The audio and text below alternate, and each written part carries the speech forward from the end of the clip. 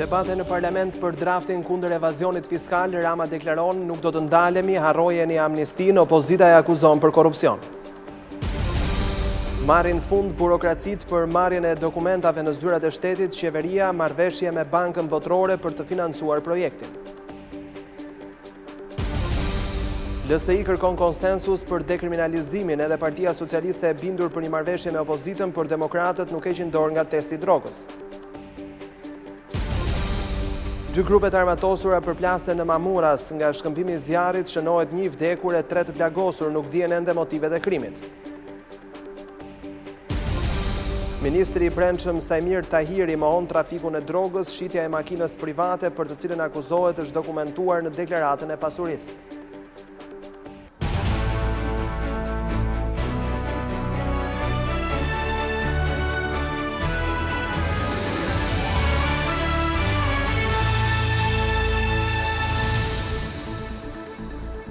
Përshëndetje shikues të nderuar dhe mirë se vini në edicionin informativ të orës 15 këtu në Vizion Plus. Drafti i qeverisë kundër informalitetit ka sjellë debate në parlament. Kryeministri Rama tha se ndryshimet ligjore luftojnë evazionin fiskal dhe se qeveria është e vendosur të mos amnistojë asnjë shkelës, por sipas demokratëve Rama vetëm sa ka shtuar korrupsionin duke pasuruar klientët e tij.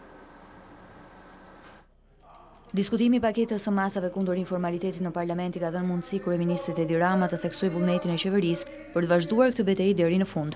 Para deputetëve, lideri i majorancës e ka bërë të qartë se nuk do të ketë amnistie, se çdo biznes duhet të zbatojë ligjin, ndërkohë që akuzoi opozitën se po mbështet ata që nuk paguajnë taksa. Kryeministrit i është kundër përgjigjur ish-ministri i Financave Ridvan Pode, i cili theksoi se ky aksion synon thjesht të rrisë përfitimet për qeveritarët. Kush do mbaj hapur sipërmarrjen e vet, vogël apo të madhe, do paguaj 1.000 detyrimet. Kush nuk do paguaj, do përballet me të gjitha masat ndëshkuese që parashikon paketa. Ne ndajemi qysh në fillesë në atë që shpreu kryeministri. Qëllimi i dajakut mbi biznesin sot dhe mbi qytetarët është të shtojnë parat për sejmenët e kryeministrit. 34.000 tatim pagues të ri, sot që flasim, dhe s'keni parë gjë akoma. Absolutisht. Akoma s'keni parë gjë. Ju siguroj për këtë. Qa do shikoni ju, ka që vite sa do rrini në opozit, do habitin edhe vetë. Apologjin e dajakut që bëri sot kryeministri këtu, në të vërtet, është elegjia e vetë qeverisë. Është fundi i saj, është dështimi i saj. Por debati për aksionin kundër informalitetit ka përfshirë edhe diskutimet rreth rënies së të ardhurave në buxhetin e shtetit e të dy palët kanë sjellë në seancë mos realizimet që secila qeveri ka njohur ndër vite. Nga 2009 në 2013, juve që tregoni me gisht gropën e madhe që e hapi qeveria jonë sipas jush, keni pasur një grop $834 milion. Me logjikën tuaj, gjitha këto i keni në xhepat tuaja. Ne kemi qeverisur 8 vjet dhe është e vërtet që në 3 vite ne kemi sjellë buxhete në ulje këtu. Dhe na qenë kanë 800 milion. Po mirë, ky kryeministër në 2 vitet e para na ka sjell 400 milion ulje. A e dini që këtë vit nuk shpëtoni dot pa 300 milion dollar deficit në të ardhurën? Ullët me 230 milion të ardhurat nga datime doganat në buxhetin që soll para një jave. Vjen muaj i parë pas atij buxheti. 28 milion dollar më pak të ardhura përsëri. Por shkak për një përplasje të re në parlament ka shërbyer edhe fakti që kryeministri Rama u largua nga seanca menjëherë pasi përfundoi fjalimin e tij. Ne do shohim mekanizme dezintegrimit të parlamentit. Po, rrini ju, dëgjoni ju. Turkoshakt. Ne të tjerë, po vazhdojnë kështu zonjë, po vazhdojnë kështu, absolutisht. Sa të dalaj aty, ne do i themi të gjithë miru pafshim, gjersa të maroj salatën e ti dhe të kthehemi. Ndryshimet në ligjin për procedurat tatimore parashikojnë forcim të masës ndëshkimore që arrin deri në 100 milion lekë, siç është rasti kur tatim paguesi që shet mallra me shumicë, që mban në ruajtje, përdor apo transporton mallra të pashoqëruara me dokumente tatimore, dënohet me gjop në masën 10 milion lekë. Reforma në shërbimet publike pritet i jap fund sorollatjes të qytetarëve për marrjen e një dokumenti në institucionet shtetërore. Të gjitha të dhënat për individ, persona fizik dhe juridik do të grumbullohen në një drejtori të vetme. Për kryeministrin Edi Rama, lufta ndaj korrupsionit duhet të fillojë nga shërbimet publike. Të gjitha ata që kanë kërkuar të marrin dokumente të ndryshme në institucionet shtetërore janë detyruar të presin gjatë për shkak të burokracive. Sorollatjeve pritet u jap fund projekti i Ministrisë së Inovacionit për mbledhjen e të dhënave të individëve, personave fizik apo juridik në një drejtori të posaçme. Qeveria ka nënshkruar marrëveshje me Bankën Botërore për huan që do të përdoret për këtë qëllim. Kryeministri Edi Rama tha se lufta ndaj korrupsionit duhet fillojë nga shërbimet publike.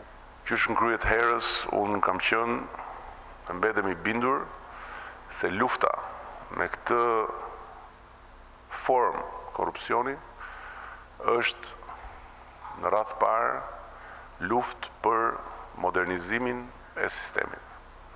Nuk janë njerëzit që korruptojnë sistemin, është sistemi që i korrupton njerëzit.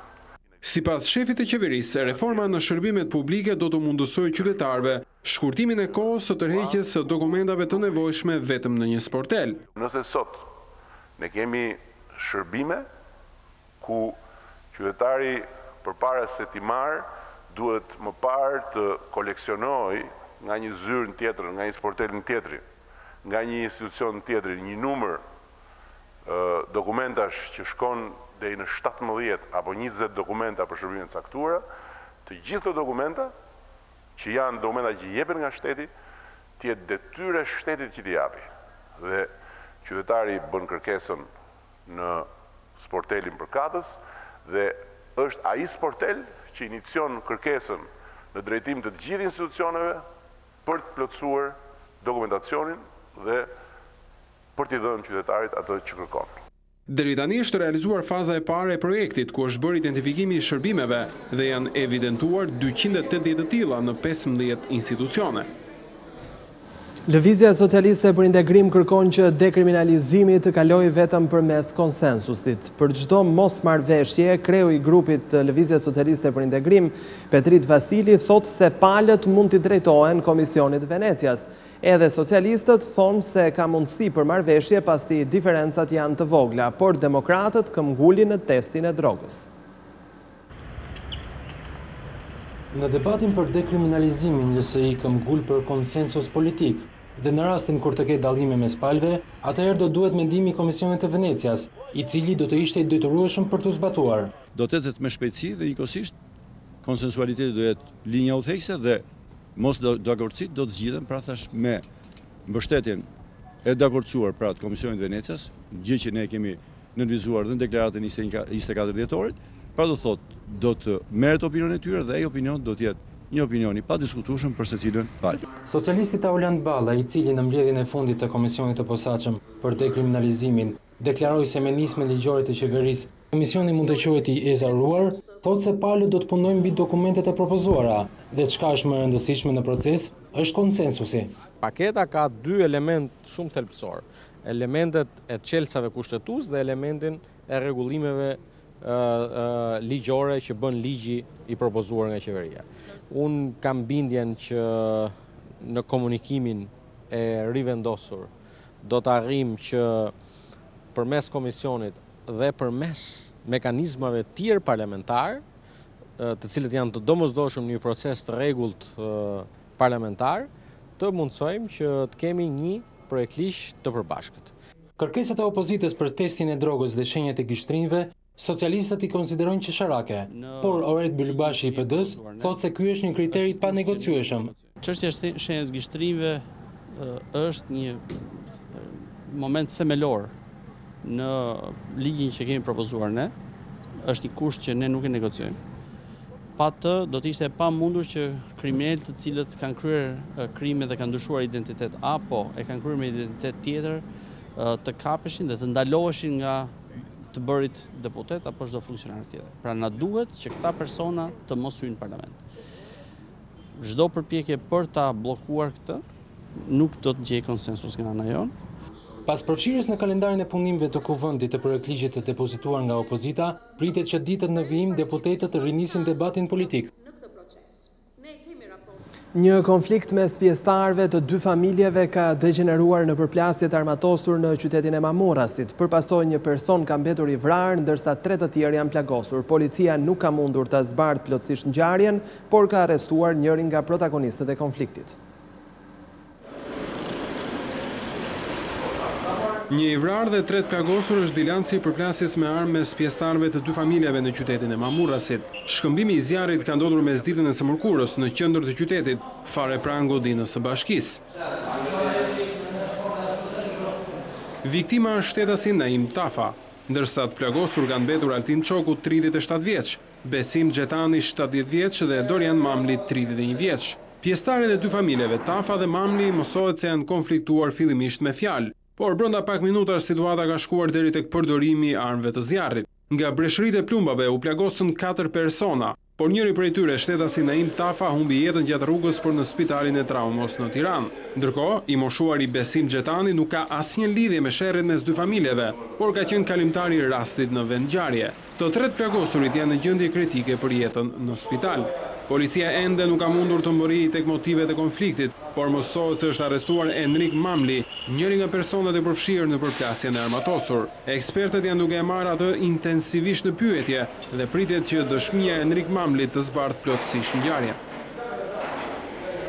Ministri i Brendshëm Samir Tahiri hodhi poshtë akuzat e opozitës për përfshirjen e makinës së tij në trafikun e drogës. Ai sqaroi se automjetin e kishte shitur dhe se ky veprim është dokumentuar edhe pranë Inspektoratit të Lartë të Deklarimit të Pasurive.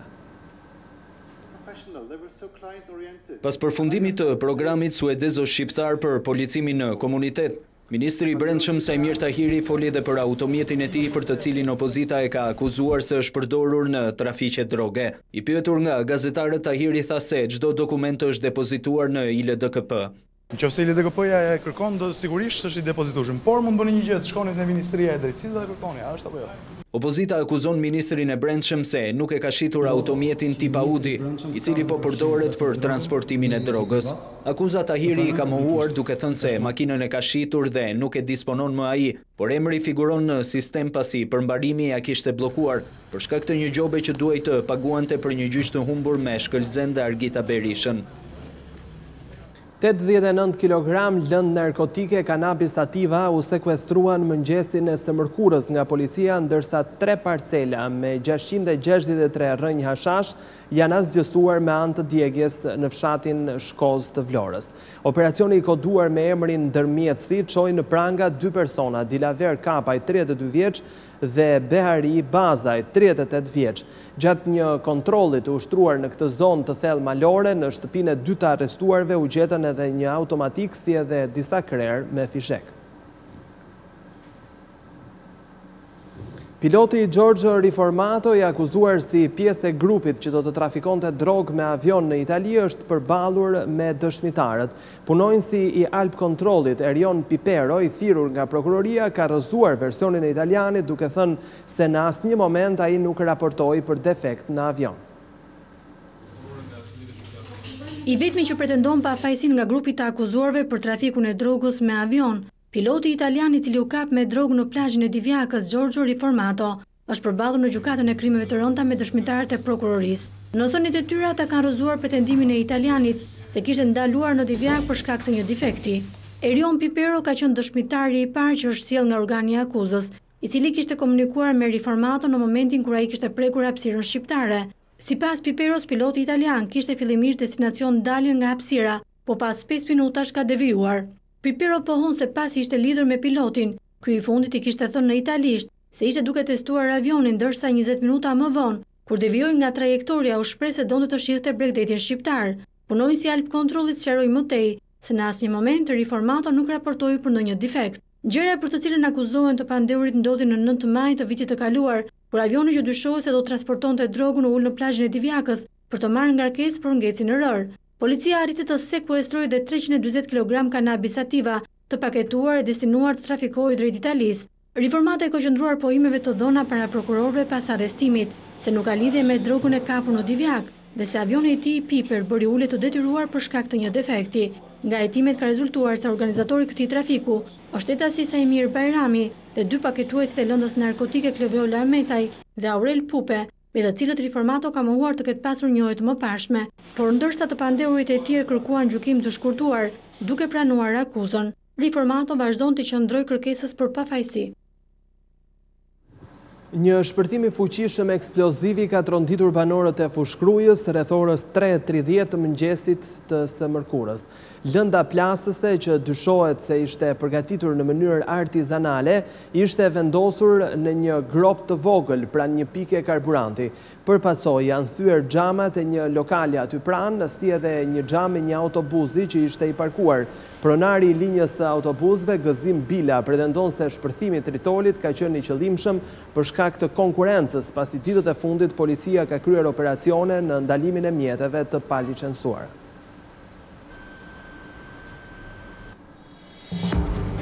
Dy persona tentojnë të ndalojnë dhe të godasin makinën e kryeministrit Isa Mustafa në Prishtinë, policia arrin të parandalojë sulmin. Operatori i shpërndarjes të energjisë ka nisur investimet në disa zona të Tiranës. Ministri Gjiknuri, shoqëruar nga kreu i OSHE-s, inspektuan punimet ndërsa premtuan se linjat e reja do të ulin humbjet dhe do të rrisin cilësinë e shërbimeve për konsumatorët.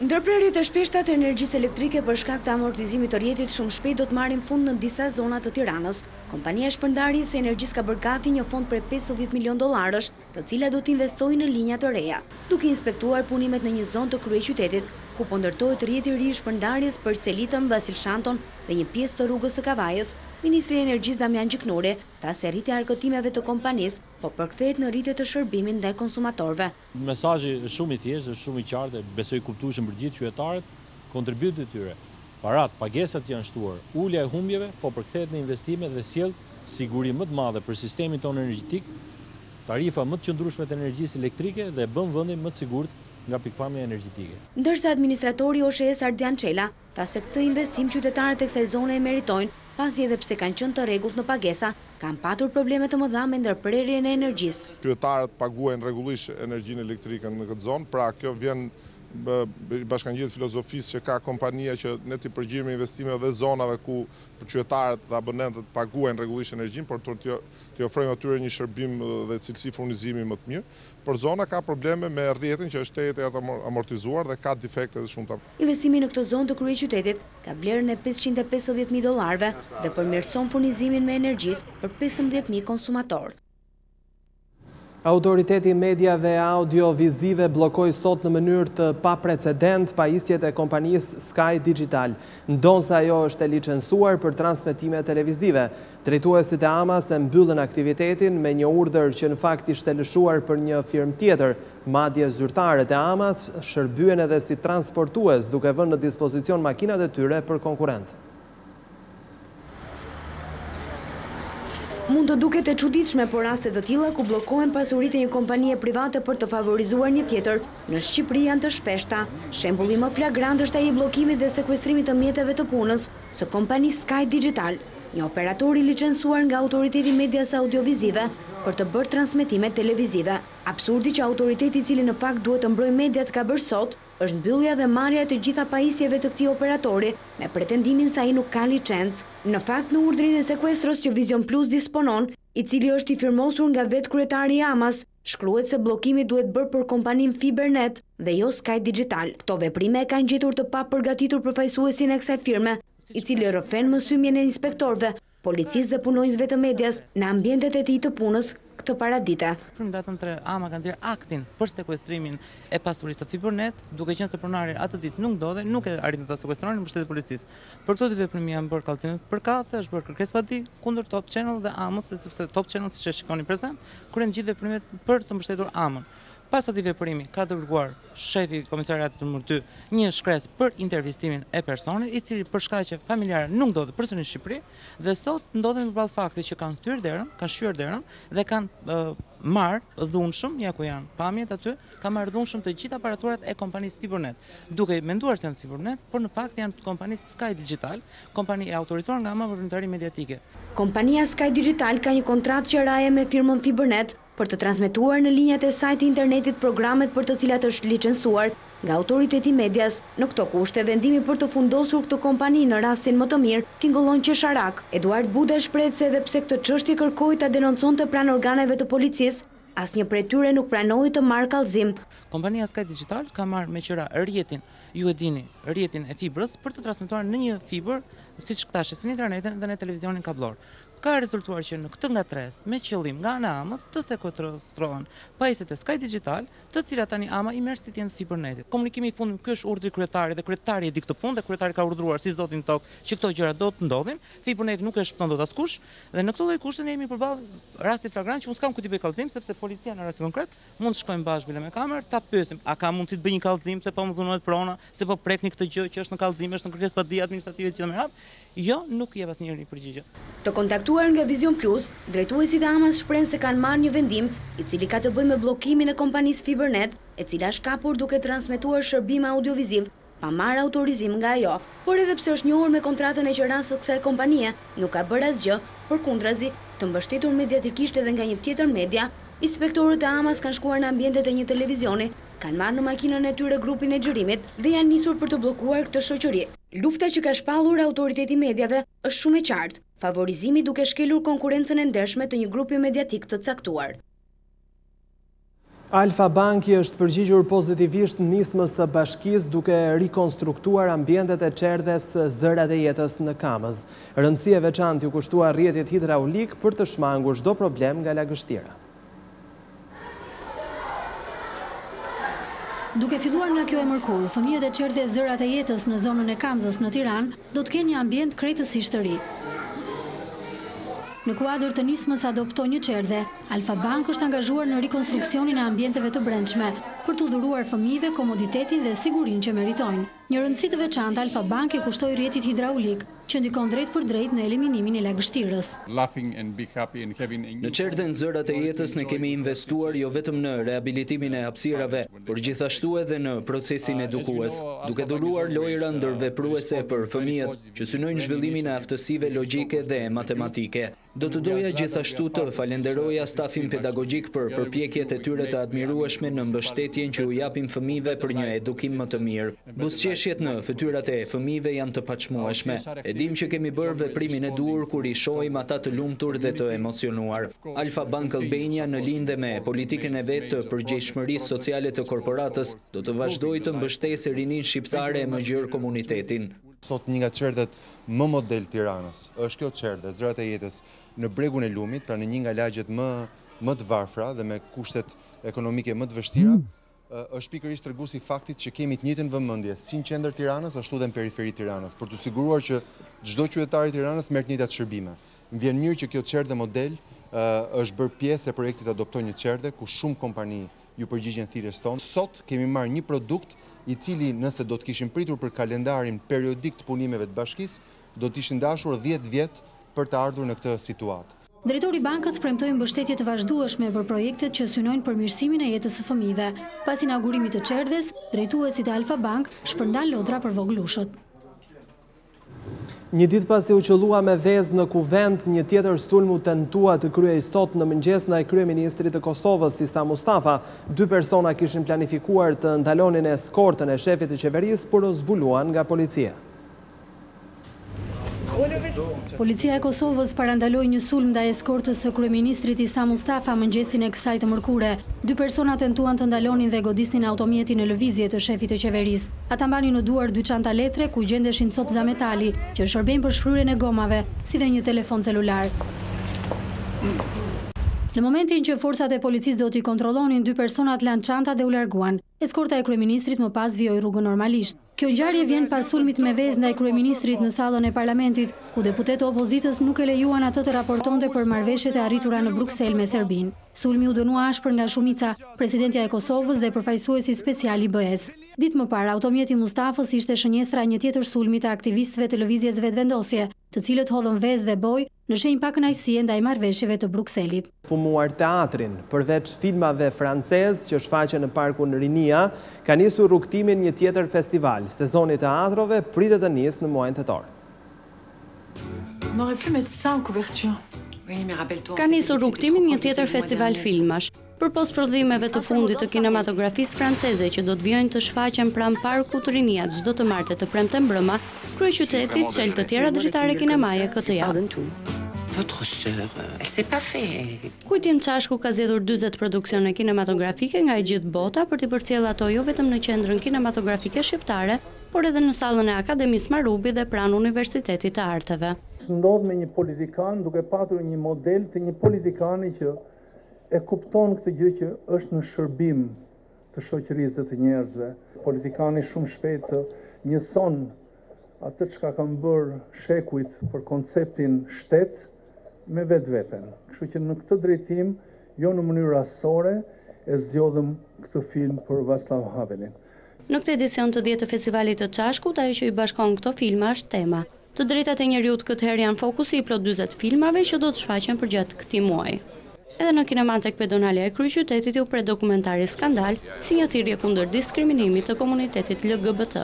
Duket se Tirana artistikisht do të flasë këtë javë me gjuhën e kinemas. Në çdo cep të Tiranës janë vendosur projeksione për të shfaqur filma, por në teatrin kombëtar dhe në atë eksperimental Kujtim Spa i Vogli, ende nuk ka mundësi që të fillojë një shfaqje brenda shtatorit. Pritet që sezoni i teatrove të nisë në tetor e deri atëherë mbetet që ardashësit të shijojnë produksione kinematografike të huaja. Debate në parlament për draftin kundër evazionit fiskal, Rama deklaron nuk do të ndalemi, harrojeni amnistin, opozita e akuzon për korrupsion. Marrin fund burokracit për marrjen e dokumentave në zyrat e shtetit, qeveria marrëveshje me Bankën Botërore për të financuar projektin.